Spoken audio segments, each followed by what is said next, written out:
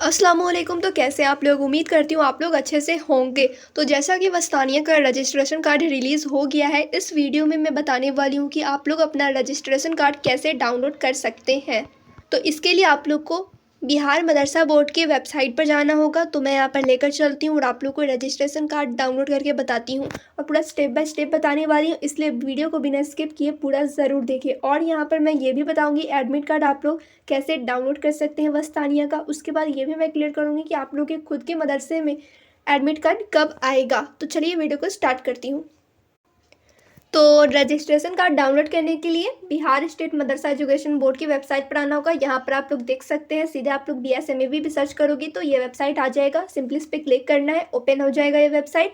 उसके बाद यहाँ पर आप लोग देखेंगे वस्तानिया इवैल्यूएशन 2025। यहाँ से आप लोग अपना रजिस्ट्रेशन कार्ड डाउनलोड कर सकते हैं।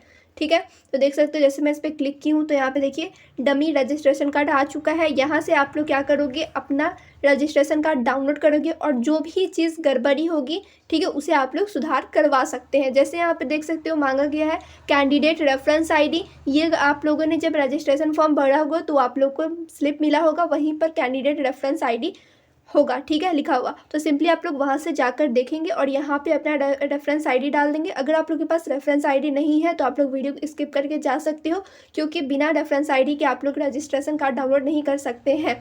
क्लियर। उसके बाद यहाँ पर आप लोग को कैंडिडेट रेफरेंस आईडी के बाद डेट ऑफ बर्थ डालना है, पहले डे फिर मंथ फिर ईयर, जैसे से लिखा हुआ है वैसे ही। उसके बाद आप लोग को पब्लिश पे क्लिक करना है। जैसे आप लोग पब्लिश पे क्लिक करोगे आप लोग का रजिस्ट्रेशन कार्ड डाउनलोड हो जाएगा।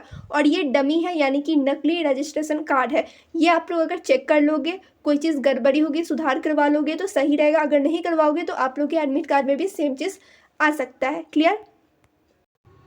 तो यहाँ पर मैंने आप लोगों को बता दिया है कि डमी रजिस्ट्रेशन कार्ड कैसे डाउनलोड करना है और अगर आप लोग ये करोगे तो क्या फ़ायदा है, नहीं करोगे तो क्या नुकसान है। ठीक है, अब यहाँ पर मैं आप लोगों को बता देती हूँ एडमिट कार्ड कैसे डाउनलोड करना है। तो एडमिट कार्ड वाला यहाँ पर सेक्शन नज़र आ रहा होगा, सिंपली आप लोग को इस पर क्लिक करना है।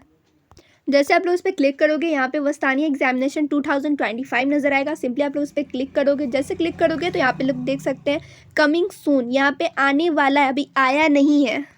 क्लियर, अभी आया नहीं है। कब आने की चांस है, तो आप लोग का एडमिट कार्ड आएगा एग्जाम से 1 वीक एगो, ठीक है, एक हफ्ता पहले आएगा।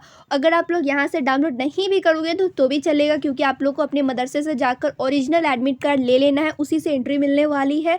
और उसका डेट क्या है, एडमिट कार्ड आने का डेट क्या है मदरसे में, तो 17-18 फरवरी तक आएगा और एग्ज़ाम 22 फरवरी से है। क्लियर।